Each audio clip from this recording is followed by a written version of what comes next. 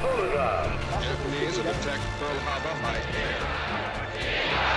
Ask not what your country can do. Kennedy has been shot. One small step for man. These truths to be self-evident that all men are created equal. Mr. Gorbachev, tear down this wall.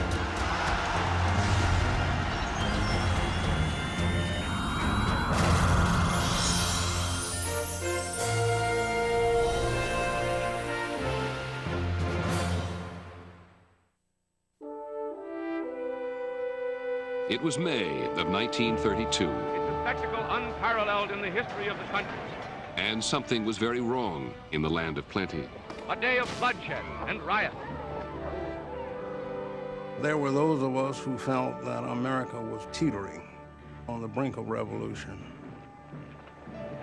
For 3 years, the Great Depression had tormented Americans.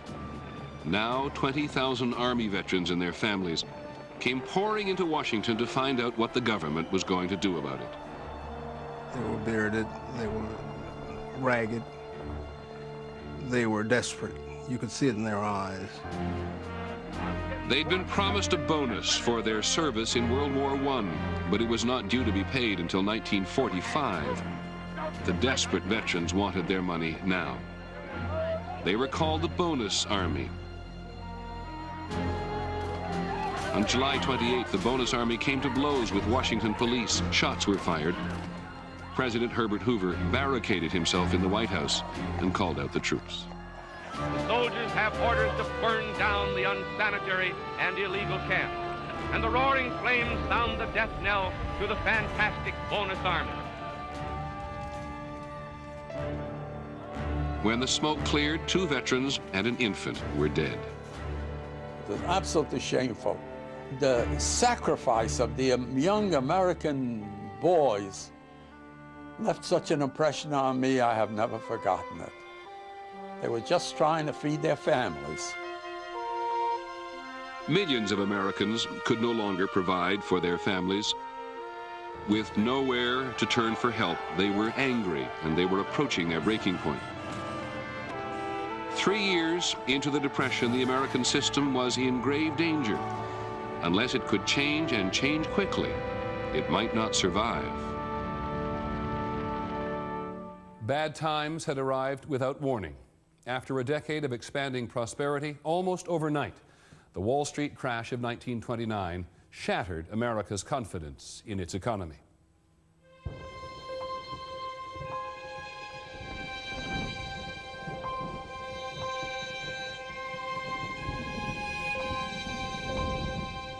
I was 11 years old, but how well I remember it.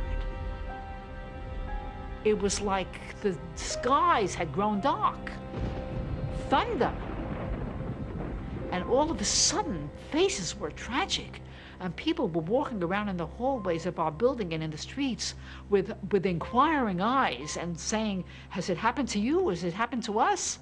What is happening?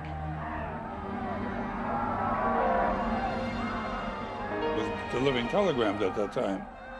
And pretty soon, you could feel a horror behind the door you was knocking. When you knock on the door, when the voice come out, yeah, who is it, who is it? I say, I have a telegram. Well, slide it under the door, slide it on, or go away. Get away from me, get away from me. The collapse of the New York Stock Exchange in 1929 was only the most visible sign of a massive economic crisis. A crisis that spread quickly from Wall Street to Main Street. Miriam Johnson was living in California when the Great Depression arrived at her house. I was 11 when the crash came. My father at that time, along with a few friends, owned a small grocery store. One day he came home and he laid $2 on the table in the kitchen. And he said, no more store. Everything is gone. And that was the end. For us, it was the end.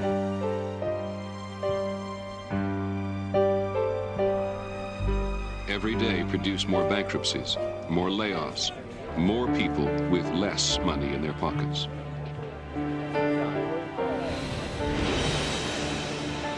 Even U.S. Steel, a symbol of American industrial might since the turn of the century, was brought to its knees.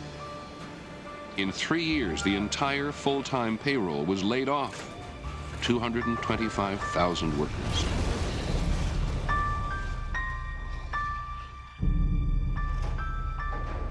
The Depression hit this country all over. It hit the farm areas, it hit the cities. We were just there, out of work and out of food.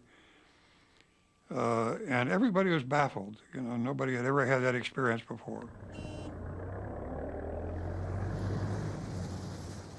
I had been saving for maybe 5, 6 years a piggy bank, money in a piggy bank.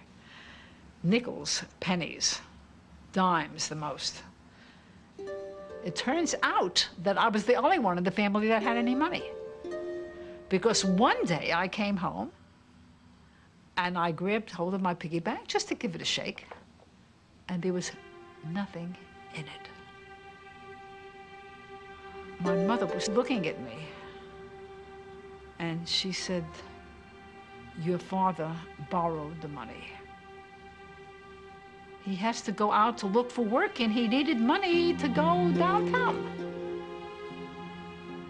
And he came home and I didn't say anything, but my face was swollen with tears. My eyes were blinking with tears. And my father took me in his arms and he said, "I'm sorry. I had to have the money. But it's a loan. I'll pay it back to you." He never did. He never did. My family had exhausted all its credits with the local merchants. And on one occasion, my father came home and asked what was for dinner that night, and my mother said, "There's nothing." How could that be? How could there be nothing? It was one of the few times in my life that I was fearful for myself. Fearful of losing what little they had left, people rushed to the banks to withdraw their savings. But the banks too were short of cash. 1 year after the crash, 800 of them had failed. 9 million savings accounts were wiped out. There was a janitor called George Galley's who had $1,000 in the Bank of the United States. It had taken Galley's 40 years to save $1,000. After spending 2 nights and 2 days in the pouring rain outside this shuttered, locked bank, literally beating on the walls with his hands in frustration, he realized he was never going to see 10 cents of his money. And he went back to the basement where he lived, and he hanged himself in despair. That's what bank failures did. They crushed tens of thousands, maybe hundreds of thousands of ordinary people like George Galley's. With their savings gone and layoffs increasing, people were forced to sell their cars, their furniture, their wedding rings. Before long, half the country's home mortgages were in default. Families across America found themselves facing eviction. I remember my brother and I and my mother just couldn't stand to see it happen. So we left my father there to face the auctioneers. And we came home that evening and we met my father, who told us, yes, the house was sold. It was gone. And everything that we had had was no longer ours. The land was gone, the house was gone. And we had 30 days in which time to move out. And my mother sat on the side of the bed and cried. It was the first time I'd ever seen her cry. I'll never forget that moment. That's how our family was affected, and we were not unique. You know what hurt me most about it was the look of pain on my mother's and father's faces. I couldn't bear to look at them, to look at their misery, to look at their disgrace. They felt they had only themselves to blame. This was a different generation. This was a generation that had grown up with the old faith, the faith in self-reliance, that people had to stand on their own 2 feet. They didn't say the government has failed me. They said, I'm to blame. I failed in this American system of ours. It's my fault. One year after the crash, 4 million American families were without any means of support. Worse, they didn't know how to ask for help, and their government didn't know how to provide it. In 1930, the American people had almost no sense of the national government. There was the post office. Occasionally you'd see a soldier on the street. The national government had very little direct impact on the lives of ordinary Americans. There were no parachutes in those days. There was no Social Security, no unemployment insurance, no nothing. You just were on your own.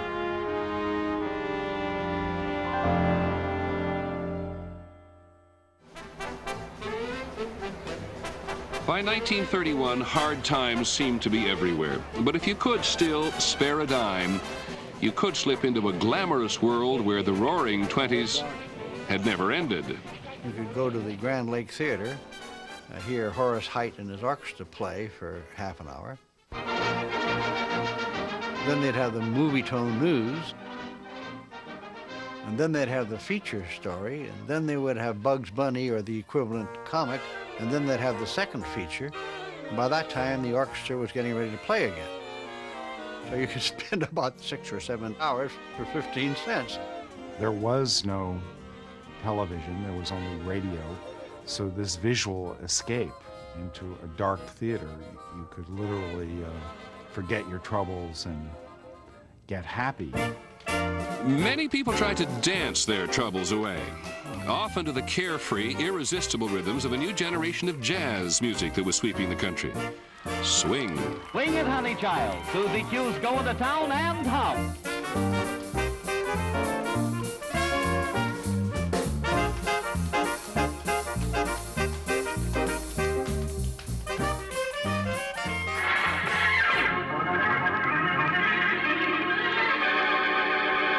Richard Calmer as Boston Blackie. Enemy to those who make him an enemy, friend to those who have no friend. Many more were transfixed by the gripping dramas of radio. During the Depression, the radio was the one appliance people could not live without. We used to watch the radio. It was like gathering around television. There was the shadow. Who knows what evil lurks in the hearts of men? The shadow knows. Turn off the lights. We're going to clean them out today. You didn't know that they were standing on a stage reading from scripts. You just thought they were doing it. All right, boys, let's hit out. What I liked most was to go into my room and turn off all the lights. I didn't want any interference and just listen to it. My father thought I was a little weird, and he'd always come in and turn the lights on and say, "What's wrong with you?" And I said, "Nothing's wrong with me. This is really wonderful, a great way to listen to it."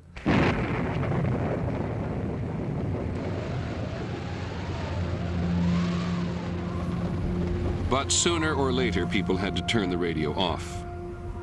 They had to leave the movie theater. And when they did, the Depression was still there, waiting.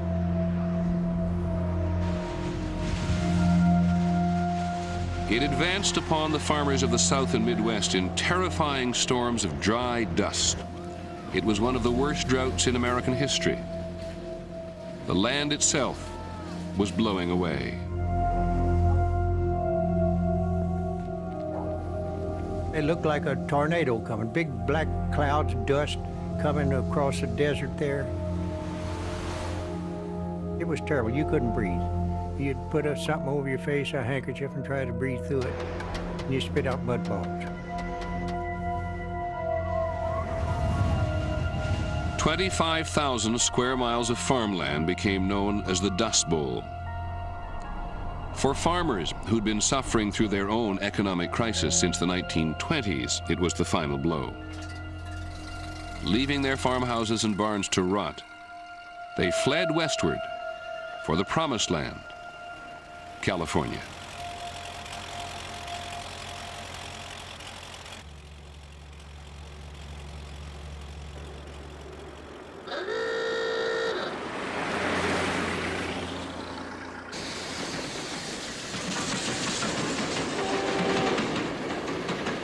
Dust-weary farmers joined millions of other penniless people who were wandering the country looking for a second chance.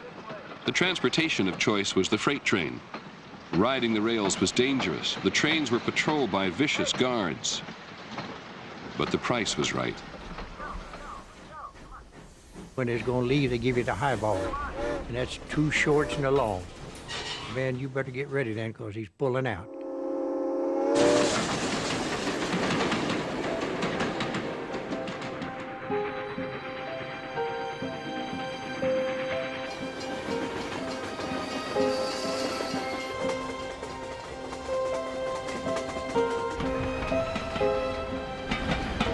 Trouble lies in sightless pools along the way I've taken. Sightless windows stare the empty streets. No love beckons me save that which I've forsaken, and the anguish of my solitude is sweet. The actor Robert Mitchum wrote his poem in 1932 when he was just another teenager in search of salvation. At the time, there were so many people on the train that the train crew couldn't walk the tops. I met former bankers, college professors, all sorts of people riding freight trains. A lot of them didn't really have a destination. They were just trying to get away from where they were. But everywhere they got to seemed just as hopeless as the place they'd left behind.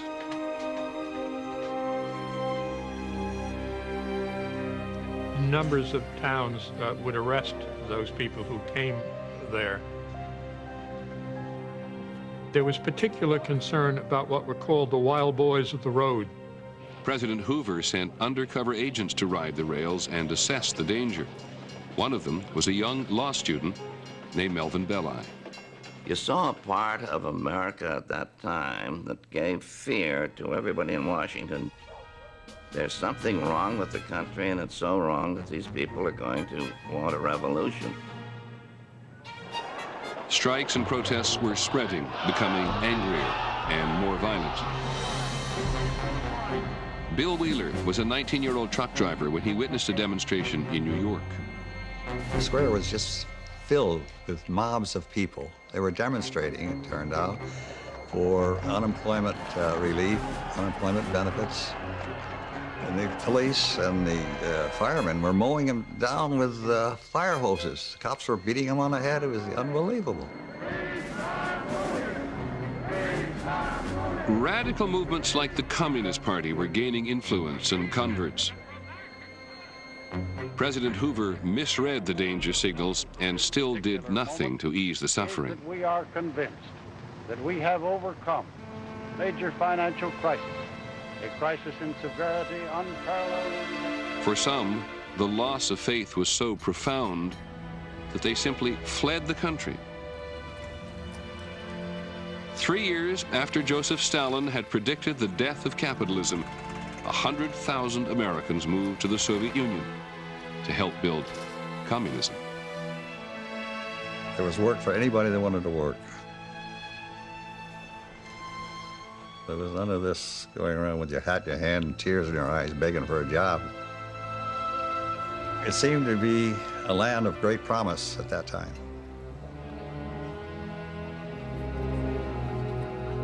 This was the only time in history that more people were leaving America than coming to it.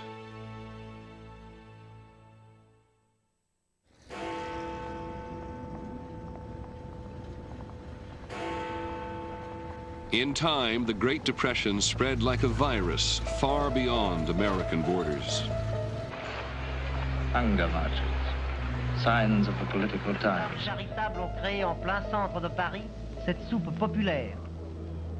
In Germany, the situation was becoming dangerous. 7 Millionen waren ohne Arbeit. The Depression only made worse the already harsh conditions brought on by Germany's loss in World War I. There was real poverty. There was mass unemployment. And because of this, there were protest marches, demonstrations, street fightings. The unemployed people, they walked through the town and they shouted slogans, give us bread, give us work.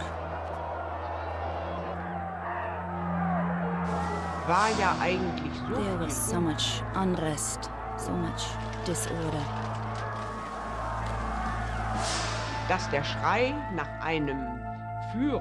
We needed a powerful leader, a powerful man to lead us out of it.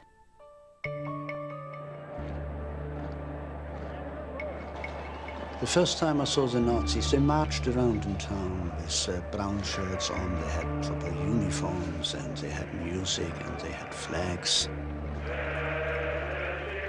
And I remember how it impressed me. Something military. And we children, we ran along them and tried to sing their songs. The leader of the Nazi movement knew instinctively that Germany's suffering was his opportunity.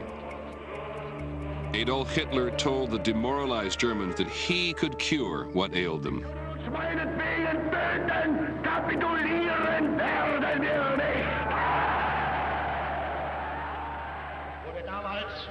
His speeches, they were rousing. He started always off quietly. Kampfziel erhoben. Then he talked about ordinary things and then he worked himself up. Saying something like, our enemies, they think we are the footmat of the world, and I promise you, I will erase all that. We demand our place in the sun, which is rightly ours, and I will lead you there. I will lead you there, I promise it. We had tears in our eyes.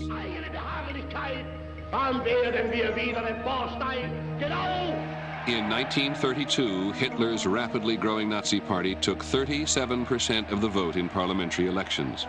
Though not a majority, he had outpolled all the other parties. Hitler used his new strength to seize the chancellorship of Germany and destroy opposition to his rule. On January 30th, 1933, his followers celebrated his ascension to power with a torchlight victory parade through Berlin. Propelled by hard times, the Nazi era had begun. The procession moved on through the Wilhelmstrasse. Martial music could be heard. The torchlights were gleaming and there was a strange light in the street. And there was this atmosphere of irreality almost. It's almost black magic. Hitler was able to arouse the masses in such a way that they forgot reason. But he had charisma, no doubt about that. And he promised the people that they would get work. People were desperate, you see. People being desperate, they will run after a man like Hitler. Ist rund 1,2 Millionen zurückgegangen.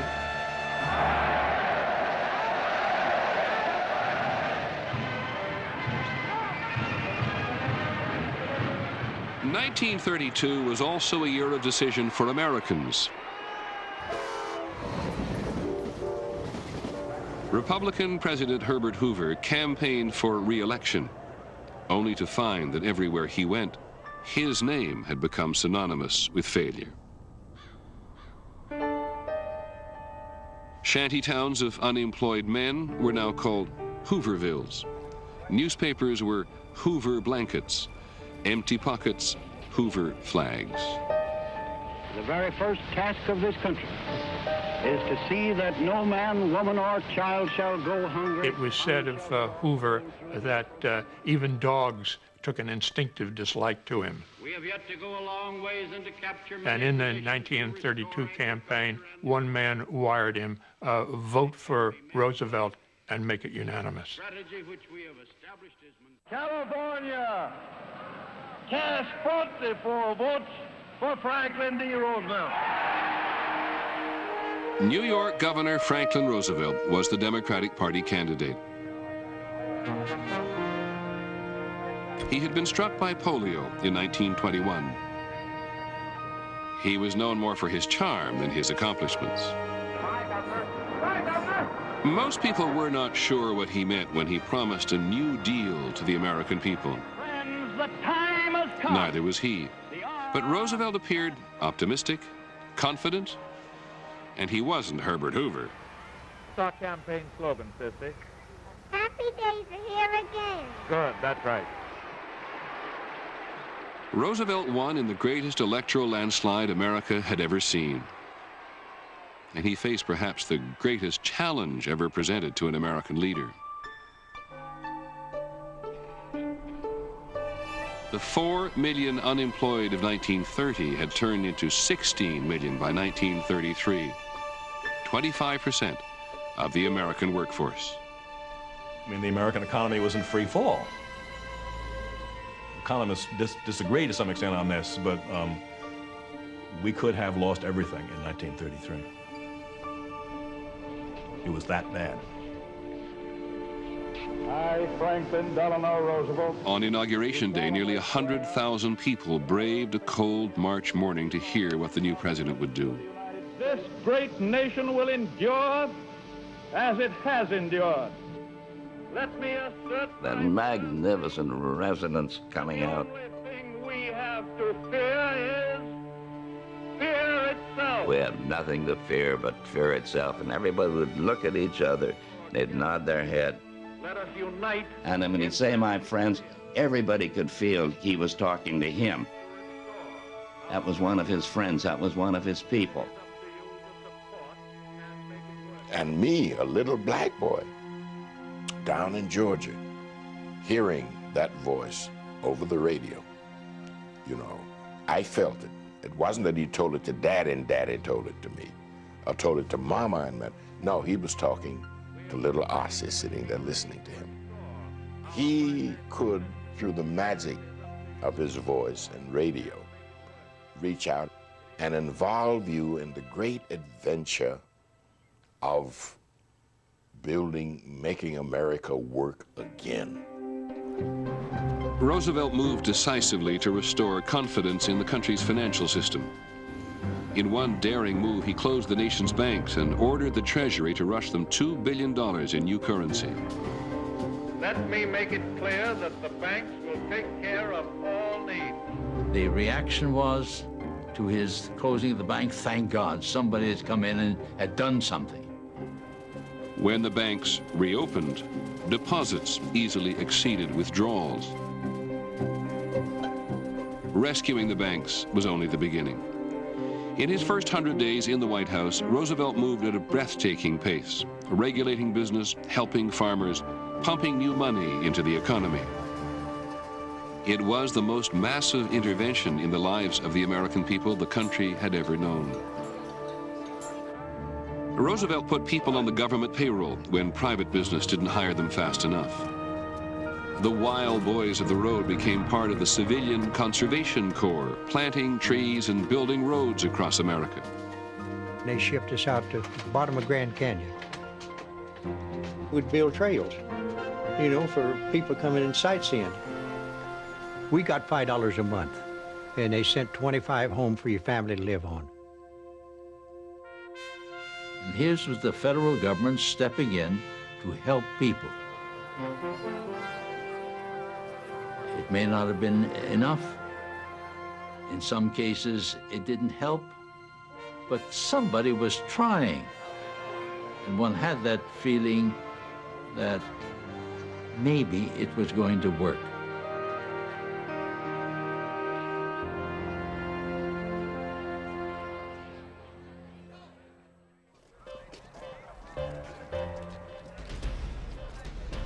Millions of Americans had been helped in the first year of the New Deal. But for millions more, the year 1933 ended in frustration. President Roosevelt had lifted their spirits, but not their circumstances. After a time, the haunting thought could not be put down that maybe this Great Depression was never going to end. But with the sense of rising expectations, people are stirred out of their lethargy, and in 1934, there is the most radical mood of any year of the Great Depression. President Roosevelt had contributed to that radical mood when he became the first American president to say that labor had a right to unionize. But businessmen remained defiantly anti-union.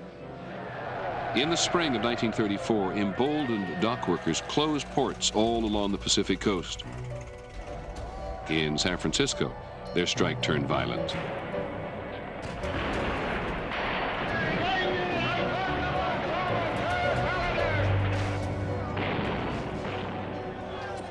We heard on the radio that all this terrible stuff was going on the waterfront.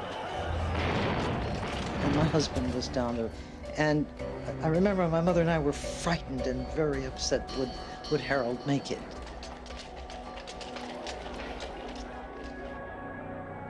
It got so bad that 2 men were killed. They were killed by bullets, ostensibly from the police. Nobody really ever figured that one out totally. Harold was right on the corner where one was killed. Shocked the city. Killings then used to shock people. The funeral for the 2 murdered strikers drew 50,000 people. That funeral was so...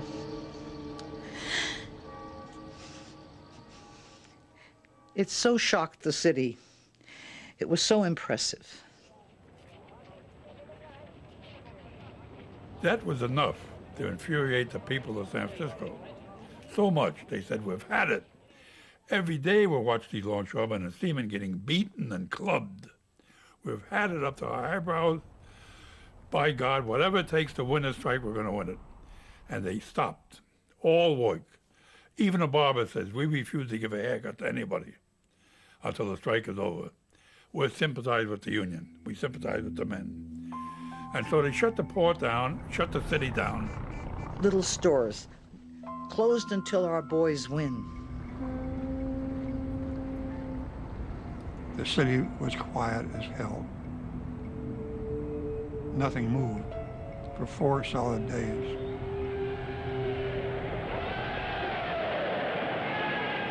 The longshoremen won virtually all their demands, encouraging workers across the country to move against management. In 1934, there were more than 1,800 strikes for union recognition. Coal miners, steel workers, warehouse, different people, packing house.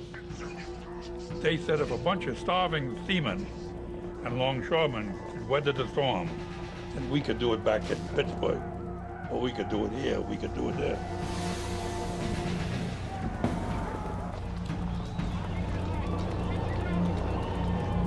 Labor unrest was only one of Roosevelt's problems in 1934.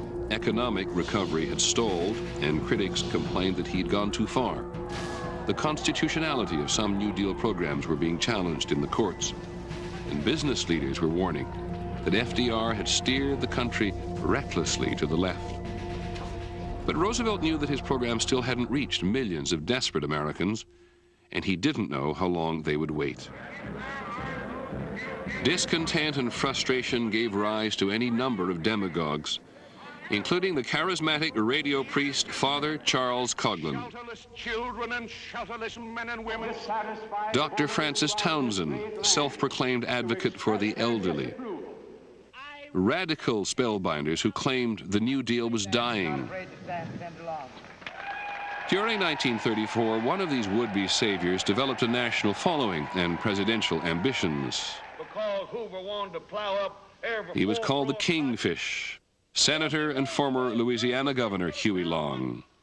After we told you people that Hoover was a numbskull, the best entertainment you had was when Huey came to town to speak. they put it in to plow up every third row of cotton.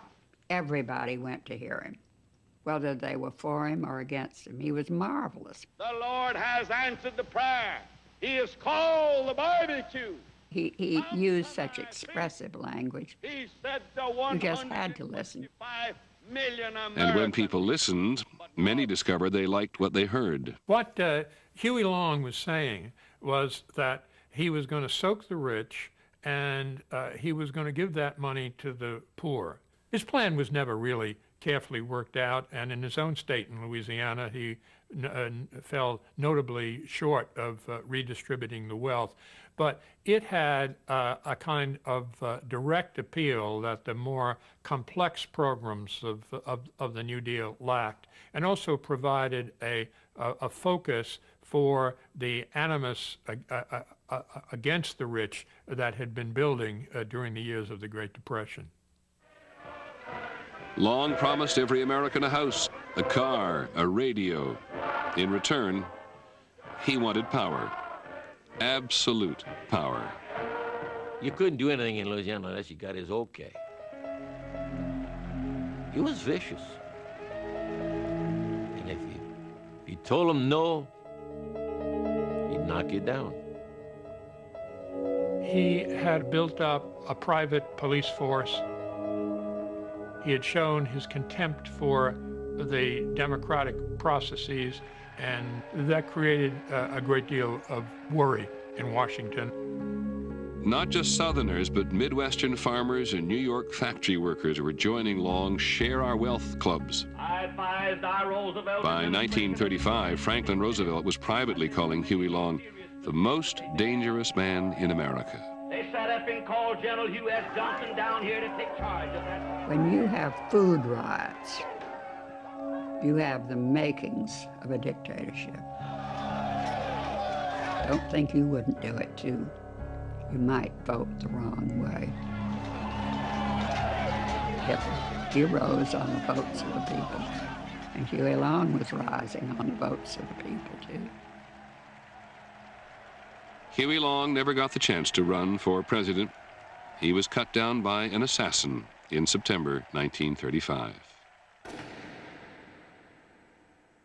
By then, President Roosevelt was hard at work on a populist agenda of his own, pushing Congress to create the Social Security programs, welfare for the poor, and jobs for 8 million people on public projects of every description. This was called the Second 100 Days, and it reshaped American life. The legislation of the second 100 days gives an underpinning to the economy that's not been there before. There's now a system of unemployment compensation, of old age pensions. The United States, for the first time, has a centralized banking system. And by 1936, there are visible signs of recovery. 6 years after he lost his grocery store, Miriam Johnson's father found a steady job with the Works Progress Administration. He was so happy to get up in the morning. My father was so happy, even though the work, by this time he wasn't a kid, and it was pick and shovel work, you know. But he was so happy to have something to do and to get paid for it. To me, the Roosevelt era revolutionized the perception of what government owes the people and what its role is. We are fighting to say, a great and precious form of government. The programs that he put in were imperative for that period. And I think it was a godsend that we had him, and we maintained the democracy that we had all cherished.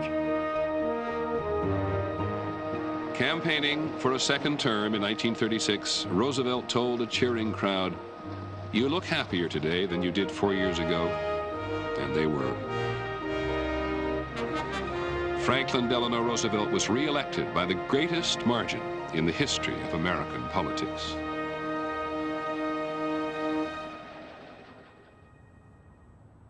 In the 4 years since President Roosevelt had taken office, America had experienced a revolution, and it had been led by the president himself.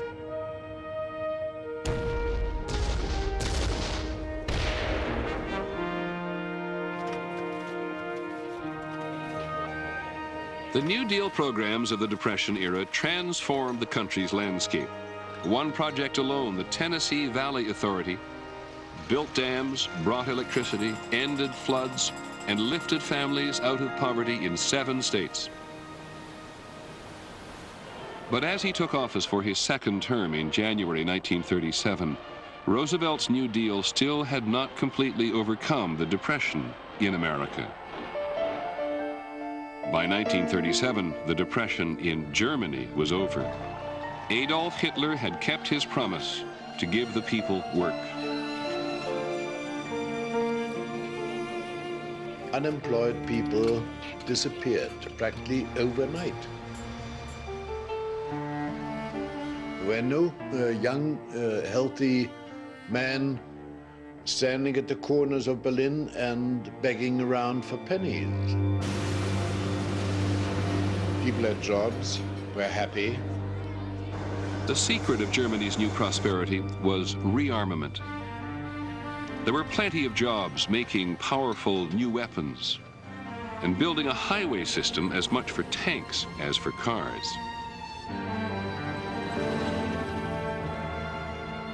It was also a kind of New Deal, but he was preparing for war. The first step came in March of 1936 when German troops marched unopposed into the Rhineland to reoccupy territory lost to France after the First World War.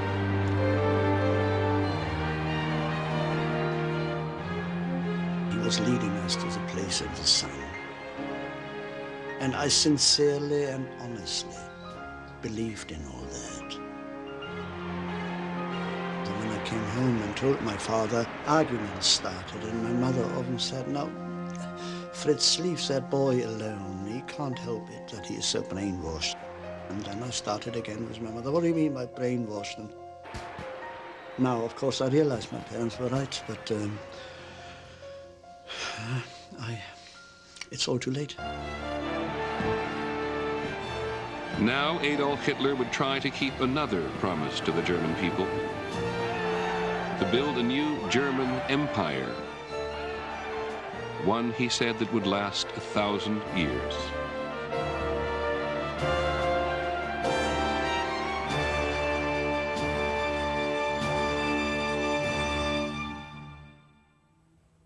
Depression and desperation had unleashed a force that would alter the course of the 20th century.